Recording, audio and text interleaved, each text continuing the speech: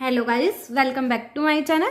आज की वीडियो में हम डिस्कस करेंगे अपना चैप्टर 7 एक्सरसाइज 7.5। तो इसके हम 7.5 एक्सरसाइज के आज क्वेश्चन नंबर 13 से लेके 18 तक करेंगे। तो अपनी लास्ट वीडियोस में हमने अच्छे से इसका कंसेप्ट पढ़ लिया और अपने क्वेश्चन 1 से लेकर 12 तक बिल्कुल सिंपली कवर कर लिया। तो आज के वीडियो में हम स्टार्ट करते हैं। सबसे पहले मैं आपको कंसेप्ट बताऊंगी, उसके बाद हम अपने क्वेश्चन स्टार्ट करते हैं। तो चलिए स्टार्ट करते हैं अपनी वीडियो से। तो सबसे पहले एक बार अपने कंसेप्ट को रिवाइज कर लेते हैं। तो हमारा कौन सा कंसेप्ट पढ़ते हैं हम 7.5 में, पार्शियल फ्रैक्शन।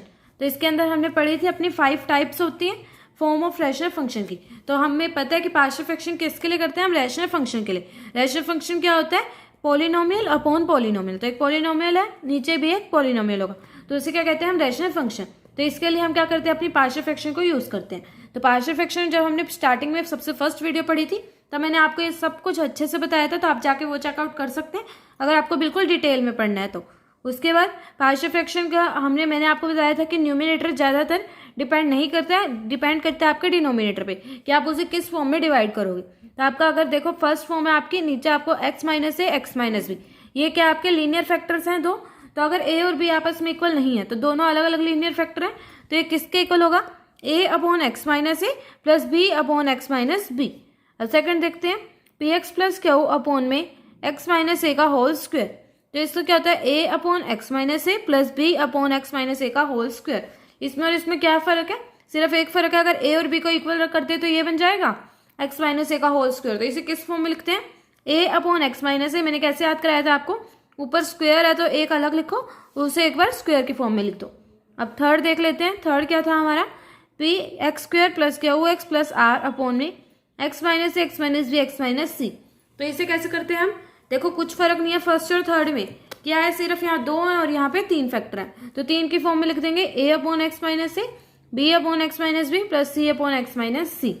अब 14th, p x square plus q x plus r upon में एक्स माइनस ए का whole square into x minus b. तो अब ध्यान से देखो फर्स्ट सेकंड को मिला के ही ये वाला बना हुआ है। देखो एक्स माइनस ए का होल स्क्वायर यहाँ से लिया हुआ एक्स माइनस बी, तो होल स्क्वायर वाले के लिए क्या करते हैं, a upon x minus a plus b upon x minus a का whole square. X minus b के लिए क्या करेंगे, a upon c upon x minus b. तो कुछ नहीं करना, अगर लीनियर हो तो सिंपल लिख दो, और अगर कुछ ऐसे कंप्लीट स्क्वायर में तो उसे इस फॉर्म में लिख दो। उसके बाद करते हैं fifth, p x square plus q x plus r upon में x minus a x square plus b c plus c. तो इसे किस फॉर्म में लिखेंगे, अब ये देखो यहाँ पे आपकी कौन सी इक्वेशन है, क्वाड्रेटिक इक्वेशन। तो ये क्वाड्रेटिक इक्वेशन वो इक्वेशन है जिसको हम फैक्टराइज नहीं कर सकते। फैक्टराइज नहीं कर सकते मतलब इसको आप डिवाइड नहीं कर सकते लीनियर फैक्टर्स में। अगर आप इसे लीनियर फैक्टर में डिवाइड कर सकते हो तो ये आपकी फर्स्ट फॉर्म या थर्ड फॉर्म भी बन जाएगी। इसलिए अगर आप इसे डिवाइड नहीं कर सकते तो ये वाला फॉर्मूला आता है आपका ए upon x minus a plus, आपको क्या करना होगा, क्वाड्रेटिक के ऊपर एक लीनियर इक्वेशन लिखनी होगी, बी एक्स प्लस सी लिख दिया आपने और नीचे आपने ये लिख दिया। अब हमने उसके बाद पढ़ा था एक नोट अपना, तो एक बार और पढ़ देती हूँ मैं आपको। Whenever degree of numerator is greater than or equal to degree of denominator, then divide the numerator by denominator and then solve the question। इसका मतलब क्या है, अभी ध्यान से देखो, इसमें मैंने न्यूमिनेटर क्या लिखा है, पी एक्स प्लस क्यू, और यहाँ पे मैंने लिखा है P x square P x square P x square. तो ऐसा मैंने क्यों लिखा है, इससे आपको यहाँ से क्लियर हो जाएगा। अगर आपकी न्यूमिनेटर की डिग्री ग्रेटर है या फिर इक्वल है डिनोमिनेटर की डिग्री से, अब यहाँ पे डिनोमिनेटर की डिग्री क्या है, 3 है। आप मल्टीप्लाई करके देखो इसको, अंदर एक्स की हाईएस्ट पावर क्या आएगी, 3, तो उसकी डिग्री क्या होगी 3। तो यहाँ पे न्यूमिनेटर की डिग्री डिनोमिनेटर की डिग्री से क्या है, लेस है, क्योंकि न्यूमिनेटर की डिग्री क्या है 2। तो इसलिए आप देखो जब डिग्री ऑफ न्यूमिनेटर, ये तो सिंपल केसेस हैं आपके, ये कौन से केसेस आपके, प्रॉपर रैशनल फ्रैक्शन के, सब में यही देखो, degree of numerator is less than degree of denominator. लेकिन ये तब है अगर आपका degree of numerator is greater than और equal to degree of denominator, then divide the numerator by denominator and then solve the question. तो उसमें हमें क्या करना पड़ता है, न्यूमिनेटर को डिनोमिनेटर से डिवाइड करना होता है, फिर अपने क्वेश्चन को सॉल्व करना होता है। तो ऐसे हमने 2 क्वेश्चंस कर लिए हैं इस एक्सरसाइज में 1 से लेकर 12 तक। अब हम करते हैं क्वेश्चन नंबर 13। क्वेश्चन करने से पहले आप एक बार इसका स्क्रीनशॉट ले सकते हैं। मैंने यहाँ पे लिखा हुआ कि आपका कौन सी कैटेगरी में कौन सा क्वेश्चन लाई करता है। तो जैसे कि आप देख सकते हैं फर्स्ट कैटेगरी है जिसमें सभी क्वेश्चन आपके आते हैं। तो मैं आपको बता देती हूँ फर्स्ट कैटेगरी मैंने कौन सी रखी है, ये सिंपल वाली। देखो first question, second question, third question बिल्कुल सिंपल वाली है जो आपकी फर्स्ट टाइप आपने पढ़ी थी। सेकंड कैटेगरी कौन सी है, जिसमें 8th 9th और 14th क्वेश्चन आपका आता है। तो देखो 8th 9th और 14th, तो 14th क्वेश्चन ये रहा, 8th 9th और 14th। तो ये कौन सी कैटेगरी है, होल स्क्वायर वाली। तो इसमें भी आपका यही वाली टाइप बनेगी और इसमें भी। तो ये वो वाली कैटेगरी है। उसके बाद थर्ड कैटेगरी है जिसमें आपका आता है 7, 13 तो 24। तो 7th क्वेश्चन देखते हैं कौन सा है। ये देखो यहाँ पे ये कौन सी इक्वेशन है, क्वाड्रेटिक इक्वेशन है। देखो इसमें और इसमें बहुत ज्यादा फर्क है, ये होल स्क्वायर है और ये क्वाड्रेटिक इक्वेशन आपकी। तो ये वाली कौन सी टाइप हो गई आपकी, क्वाड्रेटिक इक्वेशन वाली, मतलब फिफ्थ टाइप। जो हमने फिफ्थ वो आपके पार्शियल फ्रैक्शन की फॉर्म्स पढ़ी थी ना अभी, तो वो फिफ्थ वाली आपकी टाइप हो गई। इन तीनों क्वेश्चन की सेम टाइप है, तो इससे आपको क्वेश्चन को सॉल्व करने में थोड़ी सी आसानी हो जाती है। उसके बाद फोर्थ है आपकी जिसके अंदर आपके 16, 20 और 23 क्वेश्चन आते हैं। इसके अंदर कुछ आपके इस टाइप के क्वेश्चन आते हैं। तो इस टाइप के क्वेश्चन को सॉल्व करने के लिए आपको क्या करना पड़ता है, सबसे पहले जो भी अंदर आपका ब्रैकेट में उसे आपको टी पुट करना पड़ता है, फिर वो आपका क्वेश्चन बिल्कुल सिंपल पार्शियल फ्रैक्शन की तरह बन जाता है। तो 16 क्वेश्चन हम आज करेंगे तो आपको अच्छे से वाली टाइप भी आ जाएगी। उसके बाद आती है आपकी फिफ्थ टाइप जिसके अंदर होता है आपका 15th और 18th क्वेश्चन। तो ये क्वेश्चन हम 15 तो हमने डिस्कस नहीं किया, आज ही करेंगे ये भी, और 18th क्वेश्चन भी हम आज ही डिस्कस करेंगे। तो ये वाली टाइप आपकी बहुत ज्यादा इंपॉर्टेंट टाइप है और बहुत ज्यादा अलग सी टाइप है, तो अच्छे से आज इससे भी डिस्कस कर लेंगे। इसमें आपको क्या करना होता है, इसकी जनरली पहचान होती है कि आपको एक्स स्क्वायर को वाई से रिप्लेस करना होता है। तो एक्स स्क्वायर की जगह आपको वाई पुट करना होता है, लेकिन सब्स्टिट्यूशन नहीं करना होता। ध्यान से सुनिए, सब्स्टिट्यूशन नहीं करना होता। अभी अगर समझ नहीं आ रहा है तो अभी क्वेश्चन डिस्कस करेंगे तो अच्छे से समझ आ ही जाएगा। तो चलिए अब स्टार्ट करते हैं हम अपने क्वेश्चंस। तो आज तो हमने क्वेश्चन नंबर 13 से स्टार्ट करना है। यहाँ से लेके यहाँ तक क्वेश्चन हमने कर लिए और कंसेप्ट तो हमने अभी रिवाइज कर ही लिया। तो करते हैं question number 13, integration of 2 upon में 1 माइनस एक्स 1 प्लस एक्स का whole square into d x. तो इसकी आपको इंटीग्रेशन करनी है। तो देखिए रेशनल फंक्शन है आपका, तब इसके इंटीग्रेशन करते हैं। कौन सी टाइप बनेगी, ध्यान से देखो, 1 माइनस एक्स, ये तो सिंपल है लीनियर, तो इसे लिख सकते हैं a upon 1 minus x plus 1 plus x का होल स्क्वायर। कौन सी इक्वेशन है, क्वाड्रेटिक इक्वेशन। इसे आप डिवाइड तो नहीं कर सकते लीनियर फैक्टर्स में। अब मैं एक और चीज बताती हूँ आपको, जैसे ये एक्स स्क्वायर प्लस 1 गिवन है आपको यहाँ पे, इस वाले क्वेश्चन में तो आपका एक्स स्क्वायर प्लस 1 गिवन है, लेकिन कई क्वेश्चंस में आपका कल जो हमने करे थे इनमें आपका एक्स स्क्वायर माइनस 1 भी गिवन था। तो उससे आप डिवाइड कर सकते हैं लीनियर फैक्टर्स में। कैसे, ए स्क्वायर माइनस बी स्क्वायर की आइडेंटिटी हो जाएगी एक्स प्लस 1 एक्स माइनस 1। तो इस तरह से आप इसे डिवाइड कर सकते हैं, तो उसमें आपकी ये वाली फॉर्म नहीं लगती है। लेकिन अगर आपका कुछ ऐसा जिसे आप डिवाइड नहीं कर सकते तो आपके क्वाड्रेटिक वाली फॉर्म लगेगी। उसमें ऊपर क्या आता है, एक लीनियर फैक्टर जो कि बी एक्स प्लस सी। तो बी एक्स प्लस सी हमने लिख दिया और यहाँ पे लिख दिया ये। तो उसके बाद क्या करते हैं हम अपने क्वेश्चन में, इसका एलसीएम लेते हैं। तो इसका एलसीएम लोगे तो 2 is equals to a 1 plus x का whole square plus b x plus c into 1 minus x, यही बचेगा आपका। ध्यान से एलसीएम लो, इसका एलसीएम लोगे तो ये इससे मल्टीप्लाई हो जाएगा, ये इससे, और ये दोनों आपस में कैंसिल हो जाएंगे डिनोमिनेटर, तो ये आ जाएगा। उसके बाद क्या करना है, एक्स को कैसे पुट करते हैं हम, एक्स की वैल्यू पुट करते हैं कुछ ना कुछ, नहीं तो आप क्या कर सकते हो, इसको अंदर मल्टीप्लाई करो। जो भी आपका एक्स स्क्वायर के साथ कोफिशिएंट आएगा, और यहाँ पे तो एक्स स्क्वायर के साथ 0 है, एक्स स्क्वायर ही नहीं है, उन्हें क्या कर सकते हैं आप, कंपेयर कर सकते हो। जो भी आपका एक्स के साथ आएगा उन्हें कंपेयर करो, और जो भी आपका कांस्टेंट आएगा उन्हें कंपेयर करो।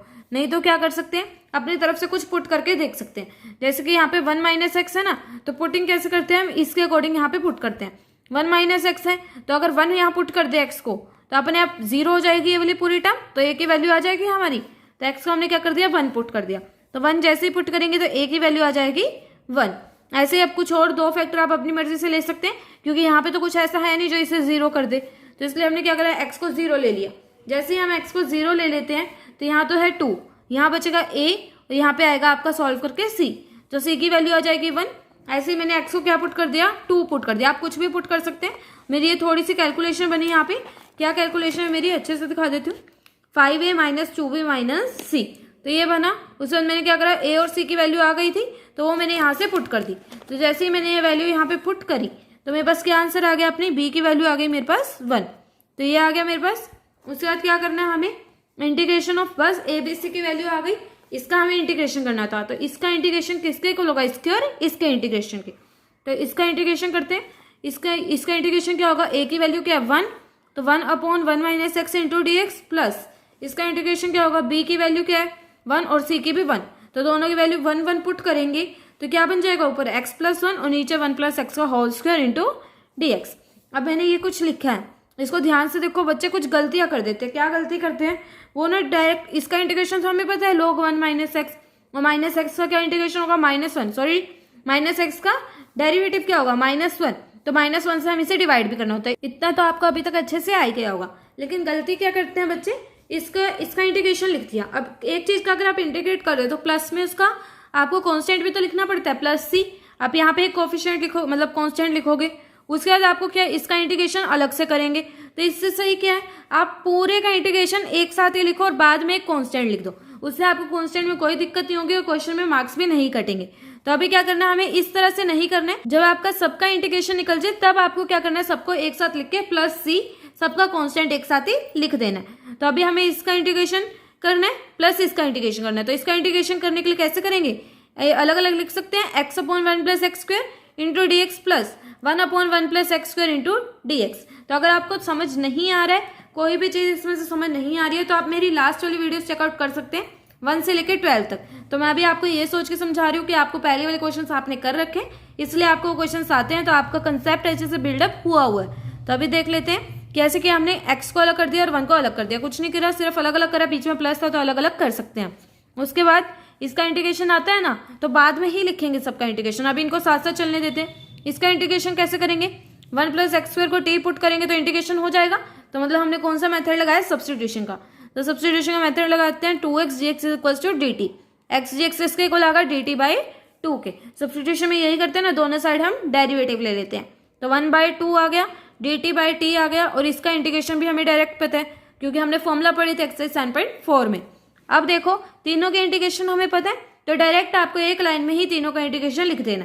इसका इंटीग्रेशन क्या होगा, log 1 माइनस एक्स का -1 प्लस 1/2 log t प्लस इसका integration 1 upon a tan inverse x by a plus c. हमने इन फॉर्मूलाज को बहुत इजी मेथड से याद किया था ना, तो याद होगा आपको 1 upon a tan inverse x by a plus c. अब हमने कांस्टेंट क्या है, सबका एक साथ ही लिख दिया, इससे हमारे क्वेश्चन में मार्क्स भी नहीं कटेंगे और हमें कोई दिक्कत भी नहीं होगी सॉल्व करने में।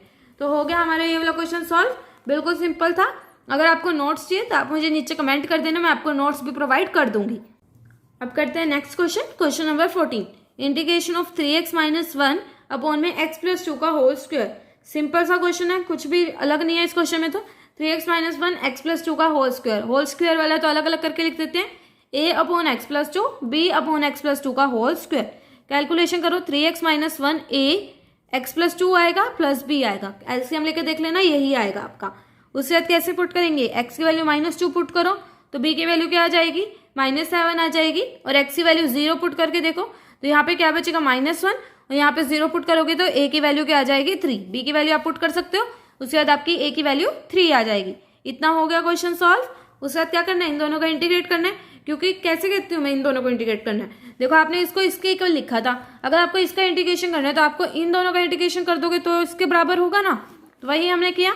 इसका इंटीग्रेशन करना तो किसके इक्वल होगा, a की वैल्यू क्या है आपकी 3, integration of 1 upon x plus 2 into d x, minus b की वैल्यू क्या -7 ना, तो -7 integration of 1 upon x plus 2 का whole square into d x. हो गया इतना। उसके बाद क्या करना है, 3 1 अपॉन एक्स प्लस 1, इसका इंटीग्रेशन क्या होगा log x plus 2, sorry 1 upon x plus 2, इसका इंटीग्रेशन होगा log x प्लस 2 -7, इसका इंटीग्रेशन क्या होगा, कौन सी टाइप बनी है हमारी, इसको क्या करते हैं, मैंने आपको बताया था कि कोई भी पावर हो आपकी नीचे, कोई भी पावर हो तो इसे आप क्या करते हो, ऊपर ले जाके कैसे लिखते हैं, माइनस की फॉर्म में। तो ऐसे करेंगे x प्लस 2 की पावर -2, तो लिख सकते हैं x प्लस 2 की पावर -2। तो अब ये कौन सा फॉर्मूला बन गया, integration of x to the power n, इसका फॉर्मूला क्या था, x to the power n plus 1 upon में n प्लस 1, तो -2 प्लस 1 -1 और नीचे भी -1। तो अगर आप ये एक्सरसाइज कर रहे हैं तो अभी तक आपको इतना अच्छे से आना चाहिए। प्लस सी आपने लिख दिया, उसके बाद क्या करना है, कुछ नहीं करना, माइनस मैंने प्लस कर दिया और थोड़ी सी कैलकुलेशन कर दी, तो हो गया ये वाला क्वेश्चन भी सॉल्व। अब करते हैं next question, question number 15, integration of 1 upon x to the power 4 - 1 into dx।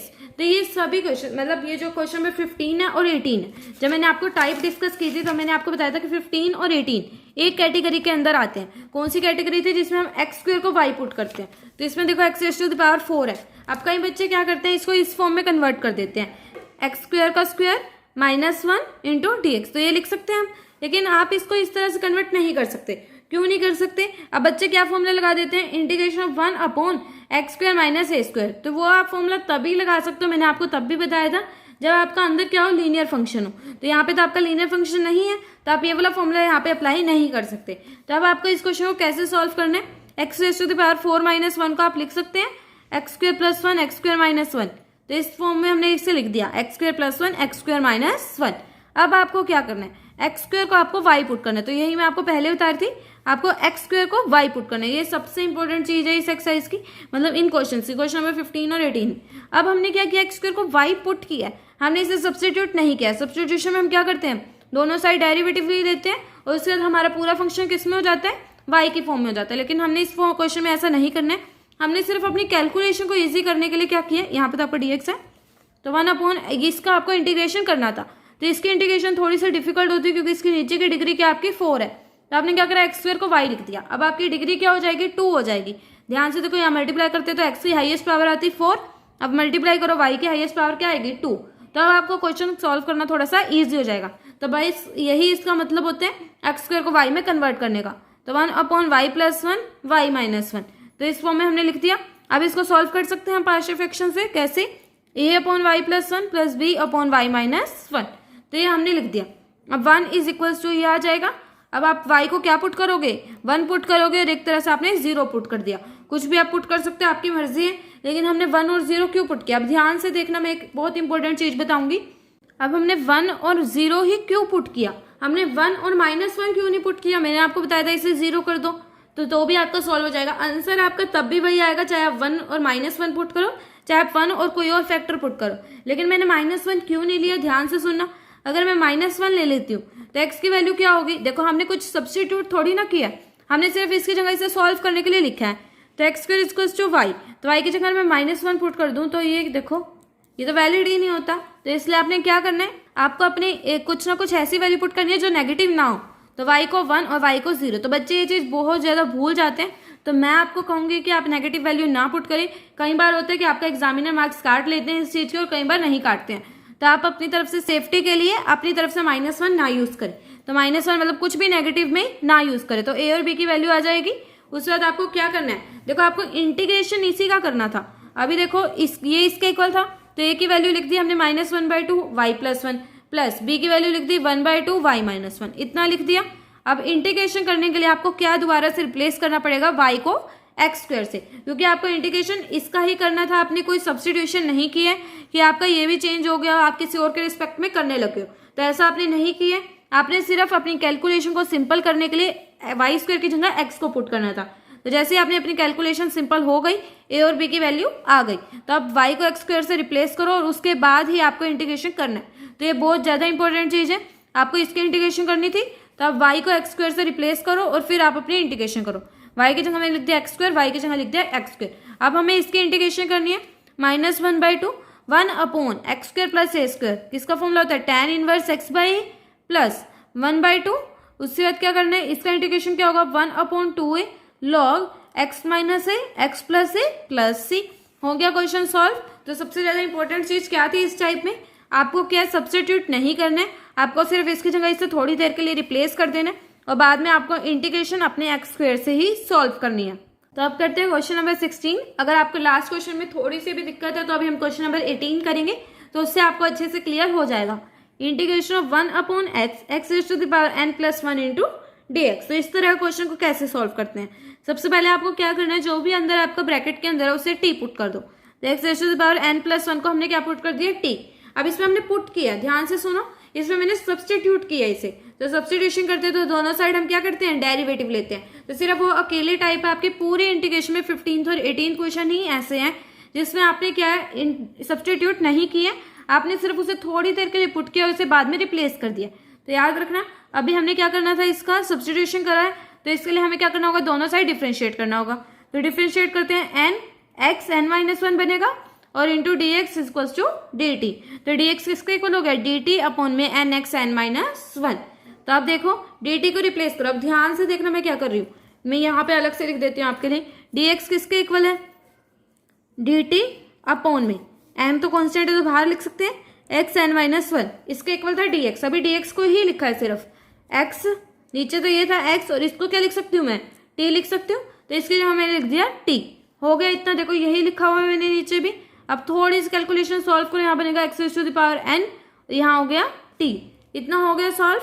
अब उससे क्या करना है, 1/n इंटीग्रेशन ऑफ dt/, में x⁴n को आप क्या लिख सकते हो, t - 1 लिख सकते हैं। तो मैंने क्या लिख दिया, x⁴n - 1 को t - 1 इंटू t। तो 1/t - 1 इंटू t हो गया। अब इसको ये क्या बन गई, आपकी एक पार्शियल फ्रैक्शन की फॉर्म बन गई। तो इसे क्या लिख सकते हो, a/t - 1 प्लस b/t। इस तरह से अभी इसे सॉल्व करना है।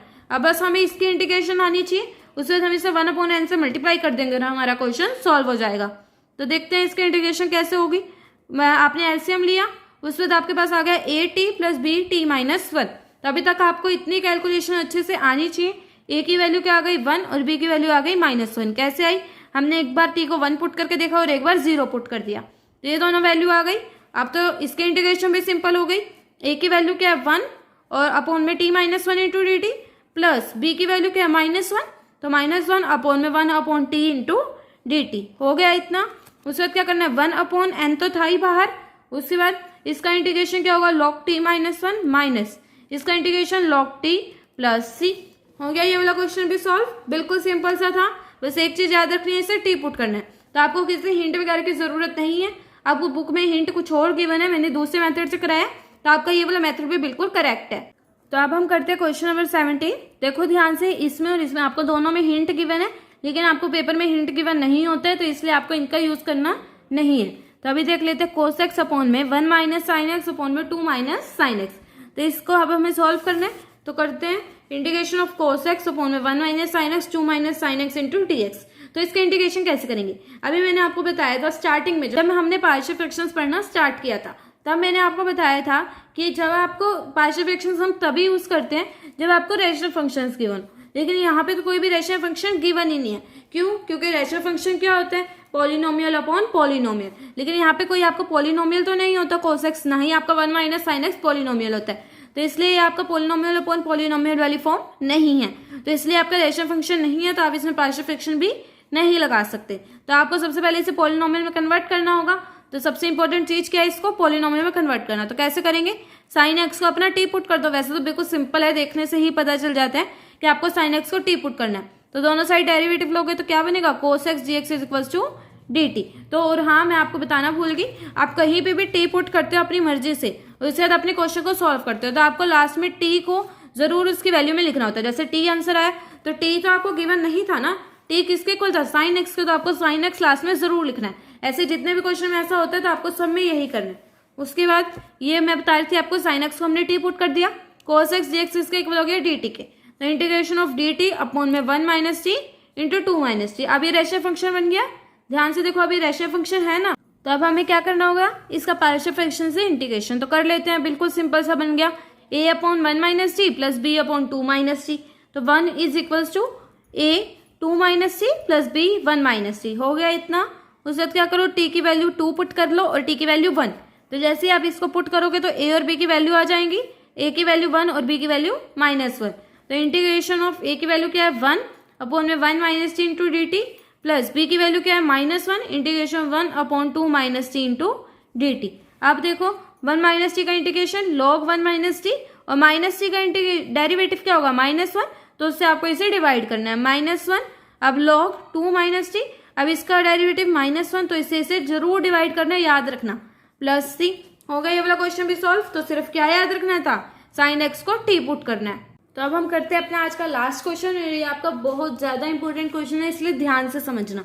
Integration of x square plus 1 x square plus 2 x square plus 3 x square plus 4 into d x. अब ध्यान से देखो, इसकी यहाँ पे डिग्री क्या है, ऊपर मल्टीप्लाई करोगे तो 4 और नीचे भी 4, तो बहुत ज्यादा डिग्री है, सॉल्व करने में थोड़ी सी दिक्कत होगी, तो इसलिए हम क्या करते हैं, एक्स स्क्वायर को वाई पुट कर देते हैं। तो एक्स स्क्वायर को वाई पुट करो तो ये बन जाएगा।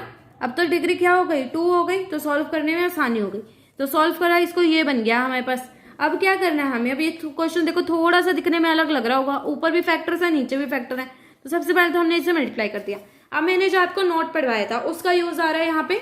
तो मैंने आपको नोट में क्या बताया था, अगर degree of numerator is equals to degree of denominator, तो आप क्या करते हो, सबसे पहले इसे लॉन्ग डिवीजन से डिवाइड करते हो, या फिर अगर न्यूमिनेटर की डिग्री ज्यादा हो, तो अभी तो इक्वल है तो इन्हें डिवाइड करते हैं, लॉन्ग डिवीजन से डिवाइड करो, y square plus 3y plus 12 और नीचे ब्रैकेट बाहर ये लिख दिया।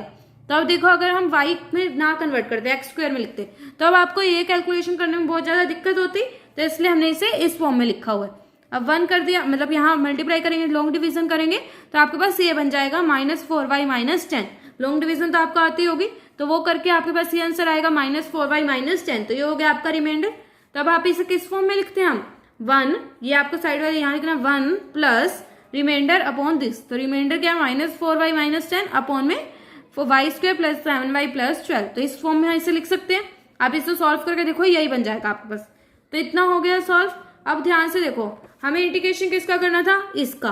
अगर इसका इंटीग्रेशन करना है मतलब हमें इसका इंटीग्रेशन करना था। अगर हम y को रिप्लेस कर दें एक्स स्क्वायर से, अब y तो इसके इक्वल था और ये किसके इक्वल आया, इसके इक्वल, तो मतलब हमें किसका इंटीग्रेशन करना है, इसका इंटीग्रेशन करना है। अब 1 का इंटीग्रेशन तो हमें आता है, मतलब बस हमारे पास मेन चीज बची कि अगर हमें इसका इंटीग्रेशन हम कर ले तो हमारा क्वेश्चन हो जाएगा सॉल्व।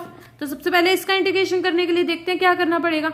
अब देखो Y square plus 7y plus 12 ये किसके इक्वल है, y प्लस 3 y प्लस 4, इसी के इक्वल था ना ये, इसी को तो सॉल्व करके आया था। तो अभी हमें इसका इंटीग्रेशन करना है, तो इसमें हम पार्शियल फ्रैक्शन लगा सकते हैं, a upon y plus 3 plus b upon y plus 4। तो हम क्या लगा दिया इसमें, partial fraction, -4y minus 10 is equal to a y plus 4 plus b y plus 3। तो इस क्वेश्चन थोड़ा सा ज्यादा लंबा है बाकी सभी क्वेश्चन से, लेकिन सिंपल क्वेश्चन है अगर आपको सब कुछ अच्छे से आता है तो। -4y minus 10 is equal to a y plus 4 plus b y plus 3, ये बन गया था हमारे पास। अब ध्यान से देखो, मैंने यहाँ पे ब्राउन कलर से लगाया, क्यों लगाया, क्योंकि ताकि आप इसे ध्यान से देखो क्या किया मैंने। अब आप यहाँ पे ये भी कर सकते हो, y को -4 पुट करो और -3 पुट करो, लेकिन ऐसा नहीं करना है। क्यों नहीं करना है, क्योंकि हमारा एक्स स्क्वायर किसके इक्वल है, y के, तो इसलिए आपको क्या करना पड़ेगा, तो y को 0 पुट कर लो, 1 कर लो, कुछ भी ऐसे फैक्टर आप पुट कर लो। तो जैसे आपने 0 पुट करोगे तो आपके पास ये टर्म बन जाएगी और 1 पुट करोगे तो आपके पास ये टर्म बन जाएगी। आप अपने इस क्वेश्चन को जरूर हाथ से एक बार करके देखना, ताकि आपको अंदर से कॉन्फिडेंस आए और आपको क्वेश्चन भी अच्छे से समझ आ जाए। अब देखो y को 0 और 1 पुट करा तो a की वैल्यू आ गई 2 और b की आ गई -6। अब देखो इसका इंटीग्रेशन करना था, हो गया क्वेश्चन बिल्कुल सिंपली सॉल्व। इसका इंटीग्रेशन करना था तो देखो 1 का इंटीग्रेशन क्या होगा, तो सबसे पहले करना पड़ेगा 1 का इंटीग्रेशन प्लस इसके इंटीग्रेशन के लिए हमें क्या लिखना होगा, a क्या है 2, तो 2 upon y plus 3 plus b की वैल्यू क्या है -6 अपॉन में y प्लस 4। तो यही हमें करना है, तो ये मैंने लिख दिया, चेक कर लो एक बार, 1 upon 2 plus y plus 3 -6 upon y plus 4। अब क्या करना है, देखो जब हमने लास्ट क्वेश्चन ऐसा डिस्कस किया था एक और, तब भी मैंने आपको बताया था कि इंटीग्रेशन करते हुए हमें रिप्लेस जरूर करना है। y सिर्फ हमने अपनी कैलकुलेशंस को इजी करने के लिए किया था। तो अभी हम क्या कर देंगे, y को एक्स स्क्वायर से रिप्लेस कर देंगे। तो एक्स स्क्वायर से रिप्लेस करेंगे तो इसका इंटीग्रेशन हमें करना था, y की जगह लिखो एक्स स्क्वायर और हो गया क्वेश्चन सॉल्व। 1 का integration x plus 1 upon x square plus a square का integration 1 upon a tan inverse x by a की वैल्यू क्या है √3 -6 1 upon x square plus a square 1 upon a की वैल्यू क्या है 2 tan inverse x by a plus c। तो इस तरह से हमारा ये वाला क्वेश्चन भी सॉल्व हो गया। मैं होप करती हूँ आपके ये वीडियो हेल्पफुल रही होगी। अपनी नेक्स्ट वीडियो में हम बचे हुए सभी क्वेश्चन डिस्कस करेंगे, तो प्लीज इस वीडियो को एक लाइक कर दीजिए और मेरे चैनल को जरूर सब्सक्राइब करें और साथ में बेल आइकन को भी जरूर क्लिक करें, ताकि मेरी आने वाली वीडियो की नोटिफिकेशन आपको मिल जाए। और आप मुझसे कमेंट्स में आपको कोई भी डाउट है तो वो पूछ सकते हैं। Thank you.